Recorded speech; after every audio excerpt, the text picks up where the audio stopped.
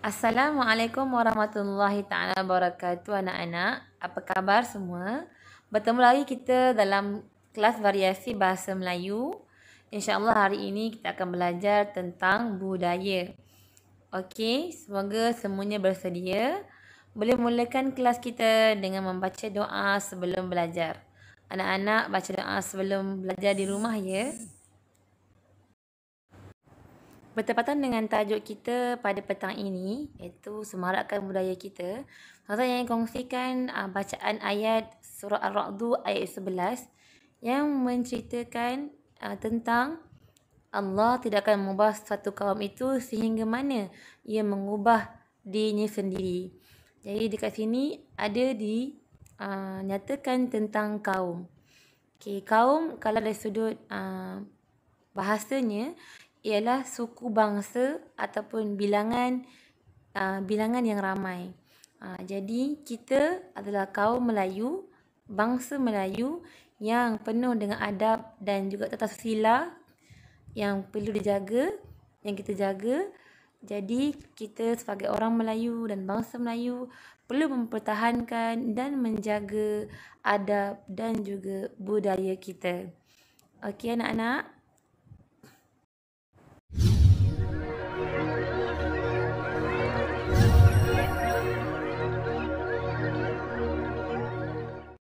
Bismillahirrahmanirrahim.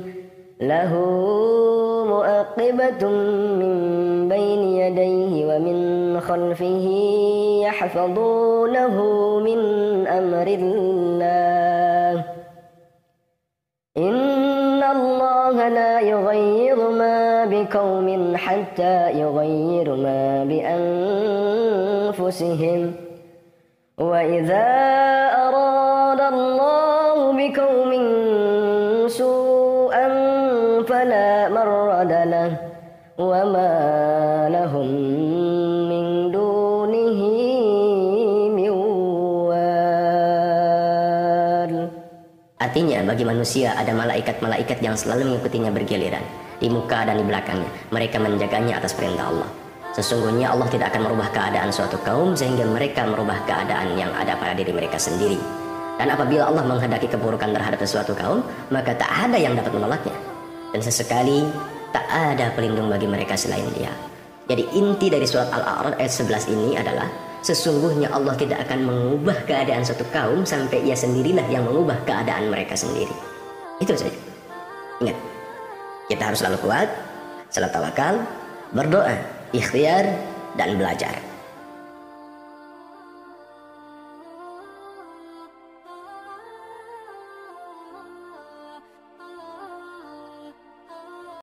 Okey, kita masuk kepada tajuk hari ini, iaitu tajuk semarakkan budaya kita. Okey, minggu ni merupakan minggu yang keempat. Jadi minggu ni adalah minggu yang terakhir saya akan buat kelas variasi bahasa Melayu ya, anak-anak. Okey, kita masuk kepada seterusnya. Okey, pejuang tanjak masa kini. Pejuang tanjak masa kini, okey. Tanjak ni dipakai oleh orang Melayu. Okey, merupakan tradisi yang lama-lama dahulu ya. Okey, siapa pernah tengok tanjak? Pernah kan selalu di televisyen? Okey, sekarang kita tengok pula dialog di antara Hadif, Harith dan Rajif yang ke pesta kebudayaan di pusat komuniti. Okey. Selamat pagi abang. Selamat pagi. Abang, banyak peniaga di sini memakai tanjak. Betul adik, kami bulat kata bersetuju memakai tanjak sewaktu berniaga. Mengapakah mereka memilih untuk memakai tanjak? Sebagai rakyat Malaysia, kita perlu menghargai aktiviti tradisional negara. Bab kata patah, tidak lapuk di hujan, tidak lekang di panas. Memakai tanjak dapat menyanjung adat resam kita seperti patah, adat lama, pusaka usang. Okey. Terus. Tanjak mempunyai pelbagai jenis lipatan. Lipatan tanjak ini berbeza mengikut negeri seperti peribahasa, lain padang, lain belalang. Setiap negeri ada cara ikatan dan lipatan masing-masing. Lipatan tanjak negeri Terengganu terkenal dengan nama Lang Melayang. Negeri Sabah pula terkenal dengan dastar sigar. Motif dastar sigar menjadi corak utama pada duit shilling 5 sen baharu. Okay, jadi dastar sigar ni adalah corak tanjak yang ada pada 5 sen baharu. Hadis, terima kasih abang. Banyak maklumat saya diperoleh tentang tanjak. Abang Aziz, sama-sama. Okey, ini contoh tanjak. Okey, dalam gambar ni. Okey, yang pertama tanjak warna biru ni lain. Tanjak yang sebelah yang dipakai oleh lelaki ni lain juga. Tak sama. Okey, mengikut negeri. Dalam petikan tu, saudara ada warnakan beberapa ayat. Ayat itu merupakan peribahasa. Yang pertama, bulat kata. Apa itu bulat kata? Iaitu kata sepakat. Sepakat bersetuju. Okey. Yang kedua, tiada lapuk di hujan, tiada lekang di panas. Apa maksudnya? Sesuatu yang tidak berubah. Maksudnya tetap sama. Yang ketiga, adat lama pusaka usang. Okey. Adat lama pusaka usang ni maksudnya adat yang tidak berubah sejak dahulu. Okey, usang ni maksudnya tiada isi. Maksudnya katanya bahawa adat ni memang daripada dulu lagi memang tidak berubah dan ada yang mengamalkan lagi. Seterusnya, lain padang, lain belalang. Maksudnya, setiap tempat yang dikunjungi mempunyai cara dan adat yang berbeza. Contohnya tanjak tadilah. Okey, berbeza mengikut negeri cara lipatannya. Seterusnya, okey, dengar syair. Seterusnya kita masuk kepada tajuk syair. Okey. Syair ni ialah penyampaian dalam bentuk lagu. Okey. Gerubuk pusaka tinggalan bangsa, tetap kukuh sepanjang masa. Gunanya lama banyak berjasa, dijaga elok rapi sentiasa. Hidangan disimpan pasti terjaga, menyimpan barang perhiasan juga. Nampaknya unik berbunga jingga, coraknya penuh tidak terhingga. Buatan tangan uniknya ukiran, kayu dipilih jati dan belian.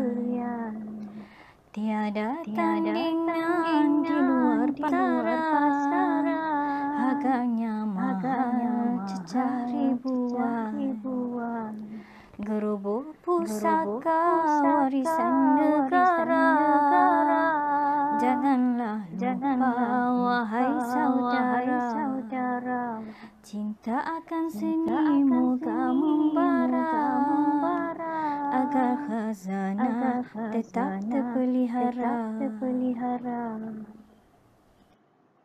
Okey, ni syair yang menceritakan tentang gerobak pusaka. Gerobak pusaka ni ialah almari. Almari peninggalan turun-temurun, almari yang lama. Jadi gerobak pusaka ni ialah almari lah. Diceritakan tentang macam mana cara dihasilkan gerobak pusaka ni. Gerobak ni merupakan warisan turun-temurun. Okey. Seterusnya kita masuk kepada tata bahasa. Tata bahasa kata berimbuhan awalan. Kata berimbuhan awalan ya anak-anak ialah perkataan yang ditambah di hadapan perkataan. Dia maksudnya imbuhan yang ditambah di hadapan perkataan. Okey. Contohnya pe, ber, me, ke, di.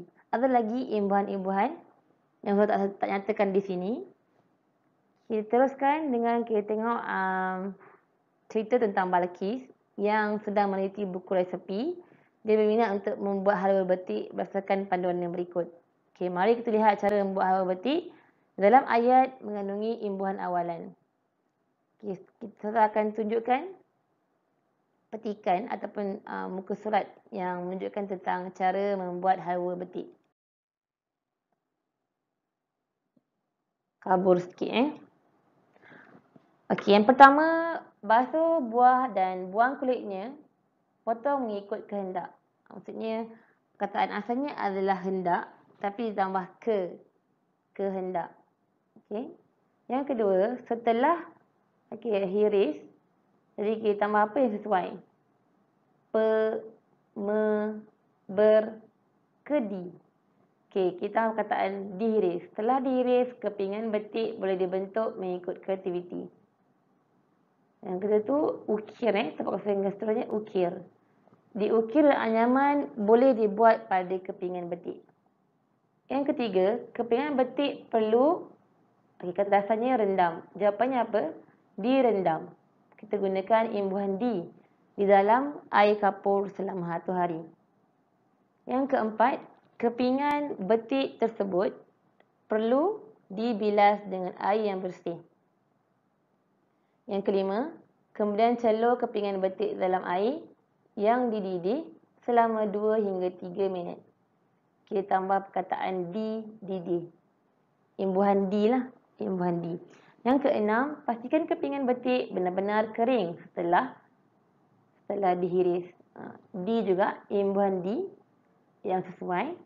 Yang ketujuh, setelah sejuk, kepingan betik perlu direndam dalam air gula. Okey, kata dasar tu jawapannya apa? Laku tu. Nak tambah apa? Imbuhan apa? Ber ke, pe ke, me ke, di ke? Imbuhan yang sesuai ialah berlaku. Berlaku proses di atas sehingga gula menyeluti kepingan betik. Proses ini boleh dilakukan berulang kali. Okay, sekian saja tajuk yang terakhir iaitu tentang tata bahasa imbuhan awalan.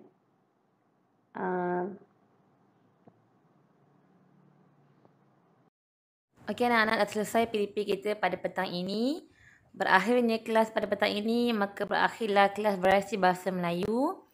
Selamat menjawab latihan dalam Google Form.